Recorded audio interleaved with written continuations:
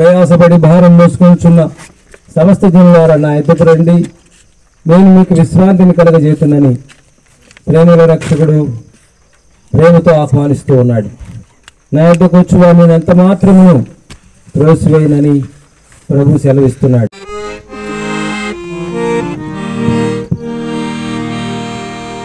ప్రేమతో యేసు పిలచుచున్నాడు రమ్ము, ప్రేమతో యేసు పిలచుచున్నాడు రమ్ము. రక్షణను పొంది రక్షణముగా వెళ్ళుము, రక్షణను పొంది రక్షణముగా వెళ్ళుము.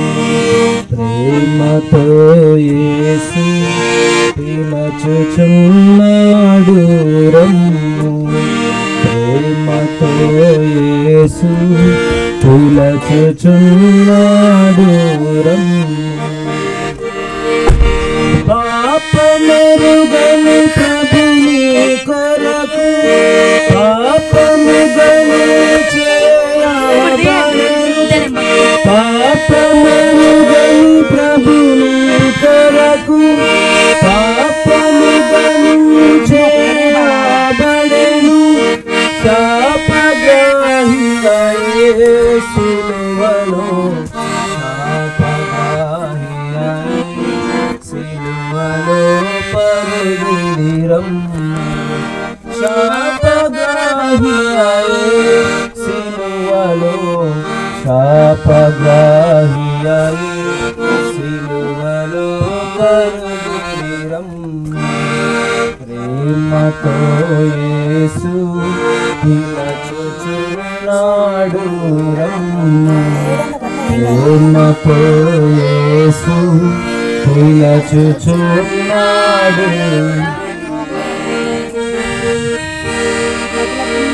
తాను కడుగును తన రక్తముతో తండ్రి వలెను పాపమునంత, తాను కడుగును తన రక్తముతో తండ్రి వలెను పాపమునంత.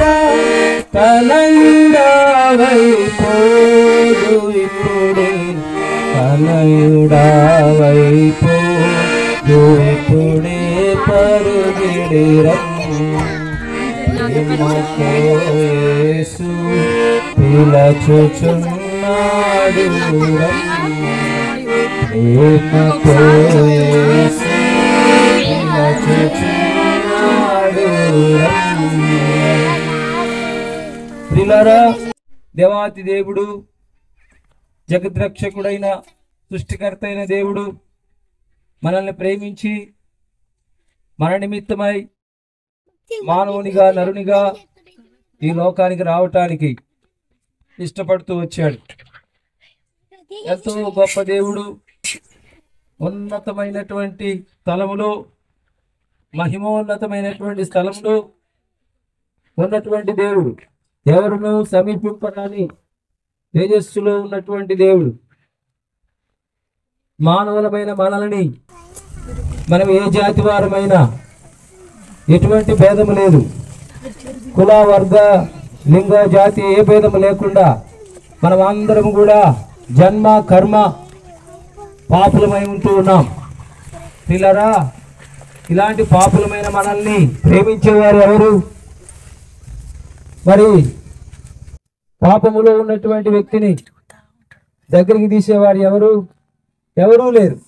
కాబట్టి దేవాతి దేవుడు ఆయన మనల్ని ప్రేమించాడు. అందుకొరకే మనందరి కొరకు మానవుడయ్యాడు, మనందరి కొరకు దాసుడయ్యాడు, మనందరి కొరకు రిక్తుడయ్యాడు.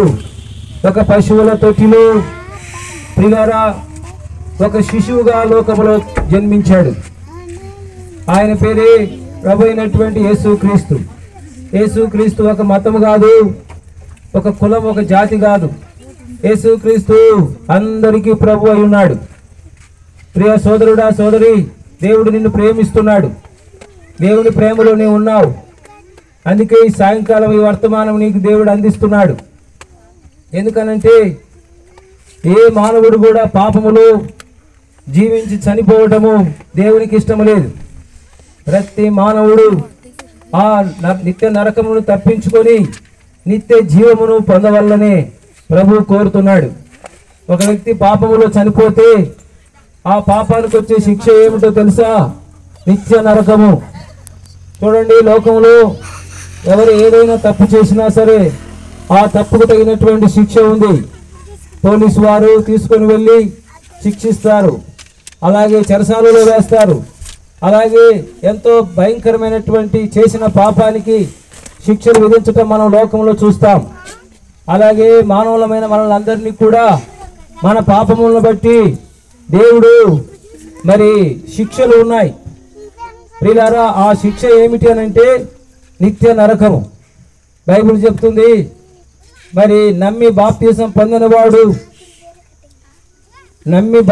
పొందినవాడు రక్షించబడతాడు, నమ్మని వానికి శిక్ష విధించబడుతుంది. ఆ శిక్షే నిత్య నరకము. ప్రియ సోదరుడా, సోదరి, ఆ శిక్ష 1 రోజు 2 రోజులు కాదు, యుగాయుగములు. అగ్ని ఆరదు, పురుగు చావదు, అంత భయంకరమైనటువంటి శిక్ష అది.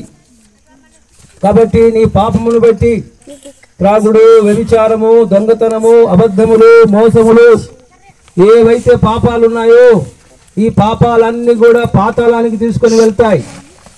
బైబిల్ చెప్తుంది, మీ పాపం మిమ్మల్ని పట్టుకుంటుంది.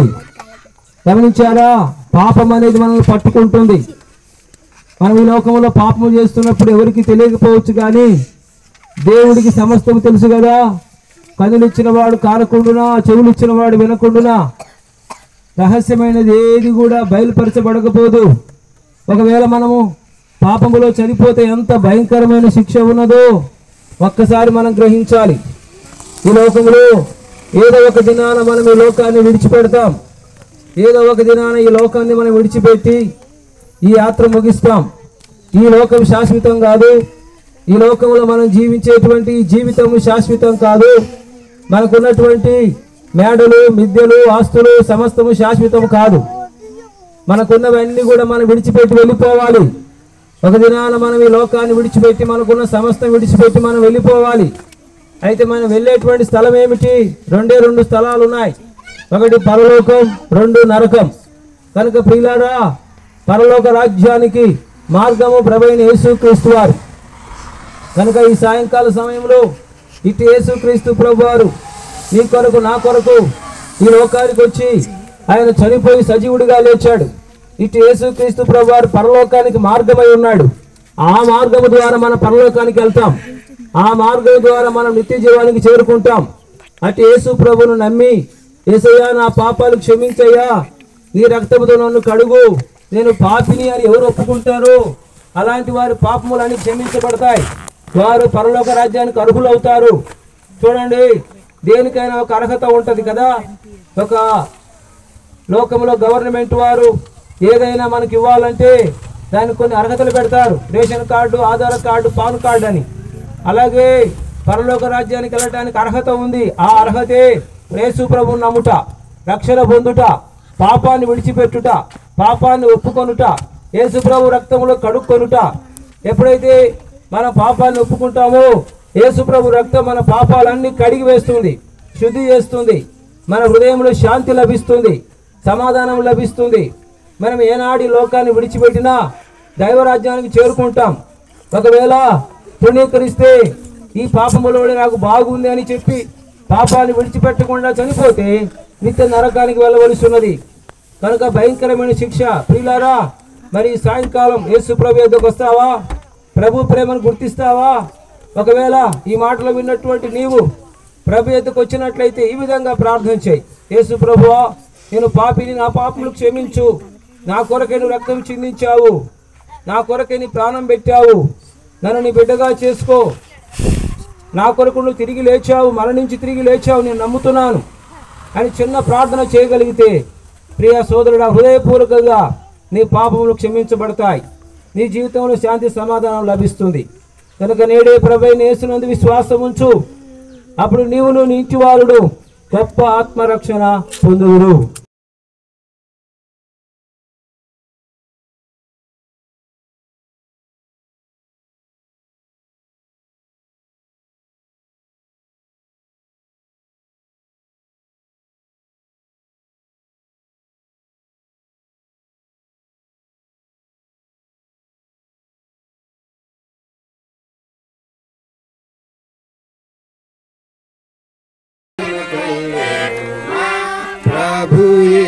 యేసుని సోదరి పాప క్షమకై వేడుమా ప్రభు యేసుని కాల ముందు పాప సాగరమునందు ఎంత కాల ముందు పాప సాగరము నుండి యేసు ప్రభు విడిపించును యేసు ప్రభు విడిపించును పాప సాగరము నుండి యేసు ప్రభు విడిపించును యేసు ప్రభు విడిపించును సోదరుడా పాప క్షమకై వేడుమా ప్రభు యేసుని సోదరి పాప క్షమకై వేడుమా ప్రభు యేసుని దేవుని రాజ్యము సమయము వచ్చెను దేవుని